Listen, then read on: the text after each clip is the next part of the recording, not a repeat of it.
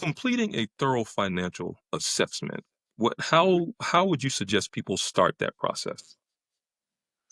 Sure. Well, I have found that one of the issues that I see is that there's so many different parts to your financial life, and it's overwhelming if you try to attack the savings piece, the where am I getting the money, and Mhm. combine it with what am I doing with the money. And I think that too many people sort of combine everything at once. And so I strongly suggest that I look at it this way is that if you're sitting in a position where you don't have any retirement savings, don't worry yet about how you're going to allocate it when you get there. Are you going to buy stocks? Are you buying bonds? How do I go about this? People get so caught up in being almost preliminarily overwhelmed with Right. something that they're not there yet. You don't have to worry about that. So the best thing you could do is what you really want to do is find money. I always tell people too that everyone's journey is going to be different, and it really is also about finding a balance.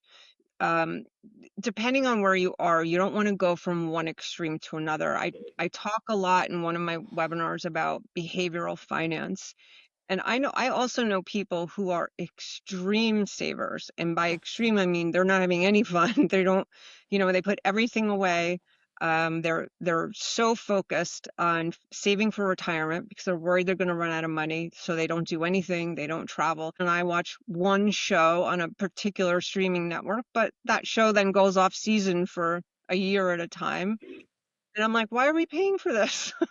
Let's put it on pause or let's unsubscribe. And when the show comes back on, we'll subscribe again, right? But Exactly. I do it. We all do it. It's very easy for that credit card debt to start small. I know I experienced that myself when I was in college. I think Angela and Mhm. I were talking about this, and I always had this joke about this $70 poster that I bought, that I certainly did not need. I could barely make my rent. So, and I was a college student at NYU. I had no business buying anything, but I needed this poster for my apartment, and I put it on a credit card. And I think that $70 poster probably ended up costing me $700 by the time Easily.